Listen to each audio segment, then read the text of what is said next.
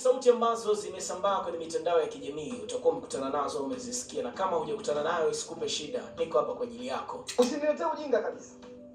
Usiniletee ujinga kabisa. Wewe ulimpigia mke wangu, utanijibu kwa nini ulimpigia mke wangu. Namba 2, sababu ya mpaka unawasha simu kumpigia mke wangu na unamuomba msamaha. Wa nini mke wangu? Kwa kipi?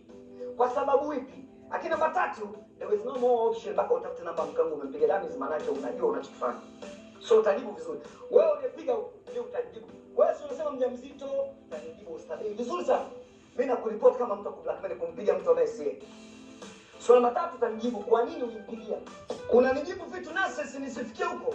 Kwa kipi nisifikie huko? Kwa sababu zipi? Yaani unavyojibu kama nisifikie huko, kama there was something else, maana kitu else. Huna sababu ya kujiliza hapo na kujiita mke wako. Kwa sababu tayari ushampigia mke wako. Ni sauti ambazo anasikika mwimbaji wa Bongo Flava Barnaba akionyesha kukasirishwa sana na binti ambaye alimtumia ujumbe mke wake Raya, na akionyesha kama yeye ni mjamzito, sio kama anaomba msamaha. Kuna namna kama alikuwa anamuelezea tukio Raya, kitu ambacho kimepelekea kisikika kuongea kwa hasira ama kuonyesha kwamba anaongea kwa jazba sana, kwamba hajafurahishwa nacho. Lakini kwa nini mimba sio sumu?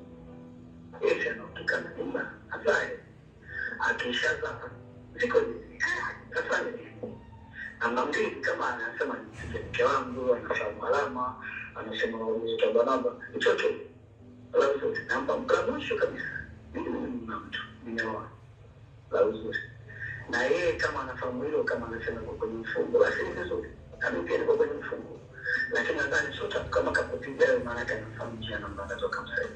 Sasa baada ya hizo voice note kusambaa, nimemtafuta Raya, mke wa Barnaba. Hebu sikia, ilikuwaje? Kwani nini kilikuwa kinaendelea? Nini kimetokea eti Raya? Sasa Mungu wangu mpigie mwenyewe. Amekukataza usiongee, sawa? Na neno. Ndio amenikataza, lakini mimi siwezi kuongelea kwa sababu yeye ndio mhusika.